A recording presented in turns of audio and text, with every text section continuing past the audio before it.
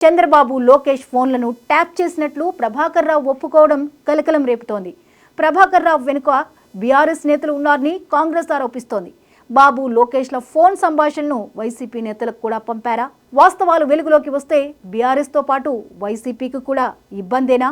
నాటి అధికార పార్టీలు అధికార దుర్వినియోగానికి పాల్పడ్డాయా?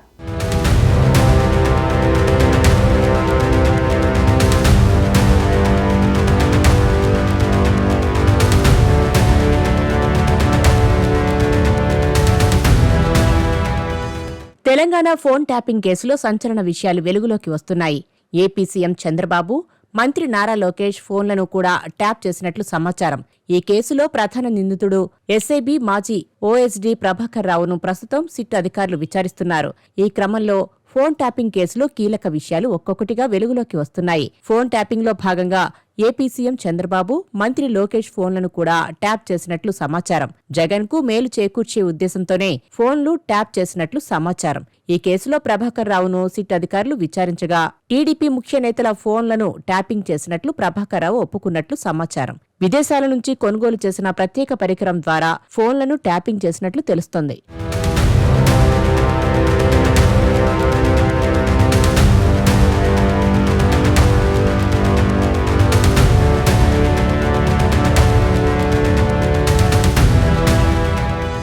ఫోన్ ట్యాపింగ్ కేసు తెలంగాణలోనే కాదు, ఇప్పుడు ఏపీలో కూడా ప్రకంపనలు సృష్టిస్తోంది. గత ఎన్నికలకు ముందు చంద్రబాబు, లోకేష్ ఫోన్లు కూడా ట్యాప్ చేసినట్టు తెలుస్తోంది. అసలు ఏపీ నేతల ఫోన్లు ట్యాప్ చేయాల్సిన అవసరం ఏమొచ్చింది అన్న ప్రశ్న తలెత్తుతోంది. వైఎస్ జగన్కు మేలు చేకూర్చేందుకు ఆయనకు ప్రత్యర్థులైన చంద్రబాబు, లోకేష్ ఫోన్లను కూడా ట్యాప్ చేసినట్టు సమాచారం. వీరిద్దరితో పాటు టీడీపీ ముఖ్య నేతల ఫోన్లను కూడా ట్యాప్ చేసినట్టు సిట్ విచారణలో ప్రభాకర్ రావు ఒప్పుకున్నారని అంటున్నారు.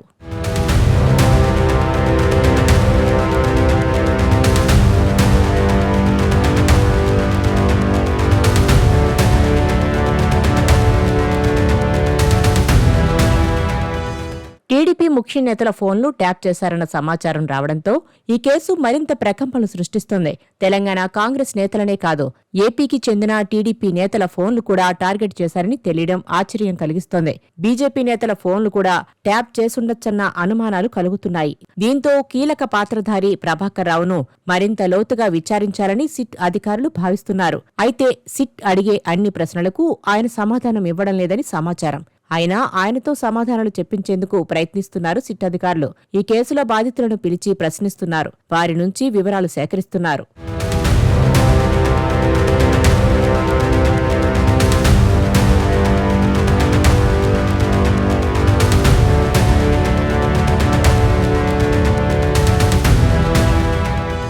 తెలుగు రాష్ట్రాల్లో మొత్తం 1000 మంది నేతల ఫోన్లు ట్యాప్ చేసినట్లు ఈ విచారణలో గుర్తించినట్లు చెప్తున్నారు. తెలంగాణలో 650 మంది కాంగ్రెస్ నేతల ఫోన్లను ట్యాప్ చేసినట్లు కనుక్కున్నారట. తెలంగాణ, ఆంధ్రప్రదేశ్కు చెందిన నేతలపై ప్రధానంగా ఫోకస్ చేసి ఈ ఫోన్ ట్యాపింగ్ వ్యవహారానికి పాల్పడినట్లు తెలుస్తోంది. ఏపీసీసీ చీఫ్ షర్మిల ఫోన్ సైతం ట్యాప్ చేసినట్లు సిట్ విచారణలో వెలుగులోకి వచ్చింది. ఆమె ఎవరెవరితో మాట్లాడుతున్నారు, అందుకు సంబంధించిన ప్రతి అంశం నాటి ఏపీ సీఎం జగన్ కు చేరవేసినట్లు సమాచారం. మరోవైపు ఫోన్ ట్యాపింగ్ వ్యవహారంలో బాధితుల నుంచి సిట్ అధికారులు స్టేట్మెంట్ రికార్డు చేస్తున్నారు. అందులో భాగంగా TPCC chief Mahesh Kumar Goud phone tapping వ్యవహారంలో సిట్ విచారణ అధికారులు ముందు హాజరయ్యారు. ఈ ట్యాపింగ్ వల్ల తాము ఎలాంటి ఇబ్బందులు ఎదుర్కొన్నామో సిట్ అధికారులకు ఆయన వివరించారు. మరోవైపు ఫోన్ ట్యాపింగ్ వ్యవహారాల్లో బాధితుల నుంచి సిట్ అధికారులు స్టేట్మెంట్ రికార్డు చేస్తున్నారు.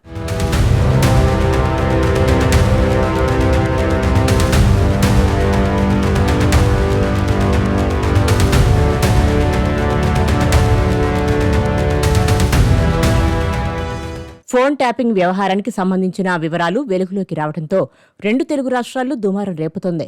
ఈ వ్యవహారం అంతర్జాతీయ స్థాయిలో జరిగినట్లు సంకేతాలు కనిపిస్తున్నాయి. ప్రత్యేక పరికరాలను విదేశాల నుంచి తెప్పించడమే కాకుండా వాటిని ఉపయోగించి రాజకీయ ప్రత్యర్థుల ఫోన్ సంభాషణలను వింటూ వారిపై వ్యూహాలు రూపొందించినట్టు అనుమానాలు వ్యక్తమవుతున్నాయి. తాము 2018లో ఓడిపోవడానికి కారణం ఫోన్ ట్యాపింగే అంటూ టీపీసీసీ చీఫ్ వ్యాఖ్యానించారు. ప్రస్తుతం ఈ కేసులో ప్రధాన నిందితుడైన ప్రభాకర్ రావును మరింత లోతుగా విచారించేందుకు సిట్ అధికారులు సన్నద్ధమవుతున్నారు.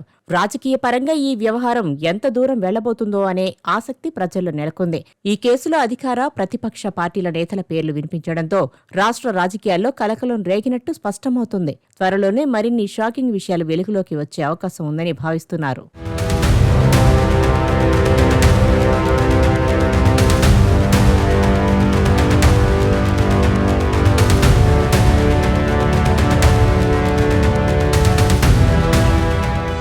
ఒకవేళ ఫోన్ ట్యాప్ చేసింది వాస్తవమే అయితే బీఆర్ఎస్ కీలక నేతలకు కష్టాలు మొదలవ్వడం ఖాయమని అంటున్నారు. నార్మల్గా ఫోన్లు ట్యాపింగ్ చేయడం నేరం. అందులోనూ ఒక రాష్ట్ర ప్రతిపక్ష నేత ఫోన్ని మరో రాష్ట్ర అధికార పార్టీ ట్యాపింగ్ చేయడం ఇంకా పెద్ద నేరం. దీనిపై క్లారిటీ వస్తే ట్యాపింగ్ కేసుని సీబీఐ హ్యాండిల్ చేసే అవకాశం ఉన్నట్లు చెప్తున్నారు. ఈ వ్యవహారంపై ఏపీ ప్రభుత్వం కేసు నమోదు చేసే అవకాశాలున్నట్లు చెప్తున్నారు.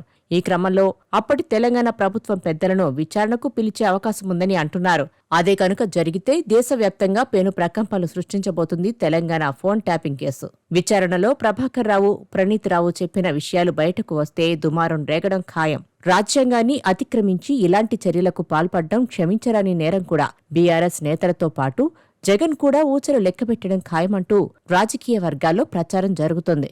మొత్తానికి ఫోన్ ట్యాపింగ్ గురించి ఇంకెన్ని కొత్త విషయాలు బయటకు వస్తాయో వేచి చూడాలి.